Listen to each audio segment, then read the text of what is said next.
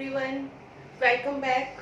हम पढ़ रहे हैं सीडीपी चाइल्ड डेवलपमेंट, जो कि हर एग्ज़ाम में यूज़ है, चाहे वो पीआरटी हो आपका, चाहे वो आपका सीटेट हो, बीएड हो, या कोई भी आपका जो एजुकेशनल एग्ज़ाम्स होते हैं, टेस्ट होते हैं, एलिजिबिलिटी टेस्ट होते हैं, टीचर एलिजिबिलिटी टेस्ट, तो उसमें यूज़फुल होते हैं। तो उसमें मैंने आपसे बात की थी कि ग्रोथ एंड डेवलपमेंट क्या होता है, उनके डिफरेंसेस क्या होते हैं, प्रिंसिपल्स क्या होते हैं। इसके बाद स्टेजेस की बात की मैंने आपसे। स्टेजेस में हमने पढ़ा, इन्फेंसी के बारे में पढ़ लिया, चाइल्डहुड के बारे में हमने पढ़ा, और अब हम जो पढ़ रहे हैं वो एडोलेसेंस के बारे में पढ़ रहे हैं। तो एडोलेसेंस में मैंने आपसे बात की थी कि कैरेक्टरिस्टिक्स क्या होते हैं एडोलेसेंस की, यानी विशेषताएं क्या है इस स्टेज की।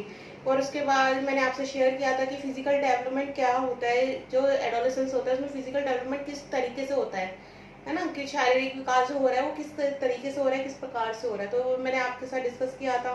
तो आज मैं जो आपके साथ डिस्कस करूंगी वो करूंगी फैक्टर्स इन्फ्लुएंसिंग फिजिकल डेवलपमेंट, यानी कि ऐसे फैक्टर्स जो कि इन्फ्लुएंस करते हैं, जिनका असर पड़ता है फिजिकल डेवलपमेंट पे, है ना। तो वो क्या कारक हैं ऐसे जो इनका असर पड़ता है हमारे फिजिकल डेवलपमेंट में, शारीरिक विकास में।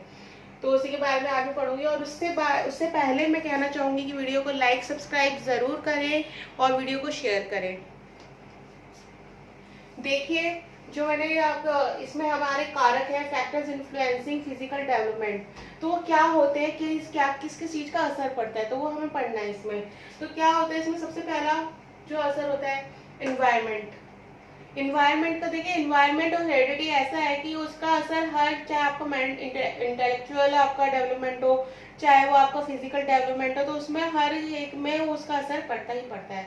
तो जब हम इन्वायरमेंट के बारे में पढ़ते हैं, तो इन्वायरमेंट का असर कैसे पड़ता है बच्चों के विकास पे, फिजिकल डेवलपमेंट पे, शारीरिक विकास पे किस तरीके से असर पड़ता है। देखिए, इन्वायरमेंट क्या है, जो हमारे एनवायरमेंट में किस तरीके की फैसिलिटीज बच्चे को अवेलेबल है, किस तरीके से बच्चा ग्रो कर सकता है, यानी कि क्या, और अगर जिस तरह ग्रो है, यानी आप सब ये समझिए कि अगर किसी की हाइट कम है तो उसको बैकवर्ड ना किया जाए, उसको ऐसा ना बुलिंग ना की जाए, उसके साथ में उसको सही एनवायरनमेंट मिले कि जो अपनी और क्या कहते हैं जिसको कि, और जो उसकी योग्यताएं हैं वो उनको आगे बढ़ा सके, ठीक है, और एबिलिटीज को अपने वो इम्प्रूव कर सके। तो उसके लिए प्रॉपर इन्वायरमेंट का होना बहुत ज़रूरी है, और इन्वायरमेंट का असर बहुत पड़ता है फिजिकल डेवलपमेंट पे। इसके बाद है हमारा next point, love and affection. अब देखिए, लव एंड अफेक्शन का इफेक्ट फिजिकल डेवलपमेंट पे किस तरीके से पड़ता है। अब देखिए, अगर जो घर में है कोई, घर में अगर बच्चे को सही से प्यार मिला जा रहा है, वो सहारा, वो जो रिस्पेक्ट होता है, ऐसा नहीं है कि बच्चा है तो उसको रिस्पेक्ट नहीं मिलेगी, तो क्या है, उसका असर पड़ता है बच्चे के फिजिकल डेवलपमेंट पे, कि क्या उसका फिजिकल डेवलपमेंट में, अगर वो उसको क्रिकेट वगैरह खेलने हैं जिससे उसका स्टेमिना ग्रो हो, जिससे उसकी हाइट में भी इंक्रीमेंट हो। क्योंकि क्या होता है कि 16, और गर्ल्स के लिए जो 16 हो, बॉयज़ के लिए 18 की एज है ना, उसमें वो थोड़ा अगर स्पोर्ट्स वगैरह में पार्टिसिपेट करें तो उसमें क्या है, हाइट इंक्रीज होने का थोड़े चांसेस रहते हैं। तो वो इसी की वजह से है लव एंड अफेक्शन। अगर उनका लव अफेक्शन नहीं होगा, घर से नहीं होगा, अगर घर वाले उनके साथ वो कांटेक्ट नहीं कर पा रहे हैं, या वो घर वालों के साथ कांटेक्ट नहीं कर पा रहे, अपनी फैमिली का कांटेक्ट नहीं कर पा रहे, तो क्या होगा, उनके फिजिकल डेवलपमेंट पे भी इसका असर पड़ेगा। इसके बाद आता है नेक्स्ट, प्ले एंड एक्सरसाइज। तो देखिए, बच्चे के लिए एडोलेसेंस की जो स्टेज है ना, उसमें क्या होता है, प्ले एंड एक्सरसाइज का मोस्ट इंपॉर्टेंट रोल है। जैसे कि मैंने अभी इसमें बताया लव एंड अफेक्शन का, अगर वो परिवार के साथ, अपने फैमिली के साथ अटैच है, तो वो अपने फादर को, अपनी मदर को, अपनी फैमिली में किसी को भी बोल सकता है कि हाँ, मुझे इस प्ले में इंटरेस्ट है, मुझे ये गेम खेलना है, या मुझे ये एक्टिविटी करनी है इस तरीके से, तो और मुझे उसको करके आगे बढ़ना है, अपने फिजिकल ग्रोथ को देखना है। तो क्या होता है, उससे फिजिकल, बच्चे की फिजिकल डेवलपमेंट बढ़ती है। और second thing, play and exercise से बच्चे की फ्लेक्सिबिलिटी भी बढ़ती है, जिससे कि उसके फिजिकल डेवलपमेंट पे असर पड़ता है, कि जितना बच्चा एक्सरसाइज करेगा, जितना वो बच्चा खेलेगा, तो क्या होगा, उसकी फ्लेक्सिबिलिटी रेट और उसका स्टेमिना भी उतना ही बढ़ेगा। इसके बाद आता है नेक्स्ट पॉइंट हमारा, स्लीप एंड रेस्ट। अब देखिए, जो स्लीप एंड रेस्ट क्या है, कि बच्चे को पूरी नींद और आराम की भी पूरी ज़रूरत होती है। ऐसा नहीं है कि वो सिर्फ पूरे दिन खेलता ही रहे, कि या पूरे दिन पढ़ता ही रहे, या पूरे दिन वो किसी न किसी एक्टिविटी में इन्वॉल्व है। तो उससे क्या होगा, ऐसा उससे ये नहीं होगा कि वो बहुत अच्छा, उसका इंटेलेक्चुअल लेवल बहुत अच्छा हो जाएगा, या फिर फिजिकल डेवलपमेंट बहुत अच्छा हो जाएगा। बच्चे को एक प्रॉपर स्लीप, एक नींद अच्छी जो होना बहुत ज़रूरी है, एक रेस्ट बच्चे को मिलना ज़रूरी है, जो ये बच्चे को खुद भी समझना चाहिए। क्योंकि बच्चों को क्या होता है, वो डाइवर्ट हो जाता है माइंड, जैसे आजकल के बच्चे फ़ोन में ज़्यादा लगे रहते हैं, वो फ़ोन का यूज़ ज़्यादा करते हैं। तो दिन में अगर उनको थोड़ा टाइम मिल भी रहा है तो वो उसमें सोते नहीं है, वो टीवी देखना पसंद करते हैं। तो उससे क्या होता है, बच्चे के है ना डेवलपमेंट में, फिजिकल डेवलपमेंट पे उसका असर पड़ता ही पड़ता है। नेक्स्ट पॉइंट आता है हमारा फूड। अब देखिए फूड के मामले में जो हमारे एक साइकोलॉजिस्ट है सोरेनसन, सोरेनसन एक साइकोलॉजिस्ट है जिनके, और उन्होंने क्या बोला है इसमें, according to him healthy food is enemy of fatigue. यानी जो हेल्दी फूड है वो एनिमी है किसका, फैटिक का। यानी कि जो बुरी चीजें, बुरे हमारे अंदर वो कहते हैं बुरी चीजें, जितने भी डिसीजेस वगैरह जितने भी आ जाते हैं तो क्या आता है, उसका एनिमी होता है वो, और it is friend of good health. तो इससे क्या होता है, गुड हेल्थ हमें मिलती है। अगर हमारे फूड में प्रॉपर न्यूट्रिशंस हैं, प्रॉपर प्रोटीन कैल्शियम बच्चे को मिल रहा है, तो क्या होगा, उसका फिजिकल डेवलपमेंट बढ़ेगा ही बढ़ेगा। नेक्स्ट पॉइंट आता है इसके बाद प्रैक्टिस ऑफ रेगुलरिटी। देखिए रेगुलरिटी जो है ना, ये सभी के लिए ज़रूरी है। ये सिर्फ ऐसा नहीं है कि एडोलेसेंस में, ये सभी के लिए ज़रूरी है, एडल्टहुड में आके भी सबके लिए ज़रूरी होता है कि आप अपनी लाइफ में रेगुलर बने रहिए। अगर आप किसी चीज़ को कर रहे हैं तो उसको कंटिन्यू करिए। अगर आपको सपोज कि आप डेली योगा कर रहे हैं आधा घंटे का, आप उतना टाइम ले रहे हैं योगा कर रहे हैं, तो वो आपका रेगुलर होना चाहिए। ऐसा नहीं कि एक दिन कर लिया, 4 दिन नहीं करा, फिर कर रहे हैं। या जो लोग जिम जाते हैं वो जा रहे हैं, 1 दिन के लिए जा रहे हैं, 2 दिन के लिए जा रहे हैं, फिर 4 दिन स्किप हो गया, तो वो जिम नहीं होनी चाहिए। उसकी क्या होती है, रेगुलरिटी होनी चाहिए। अगर वो नियमित रूप से होगा ना, तो उसका फिजिकल डेवलपमेंट पर असर पड़ता ही पड़ता है। इसके बाद में आता है सिक्योरिटी। देखिए ये क्या है, सिक्योरिटी क्या है, ये सेंस ऑफ सिक्योरिटी है।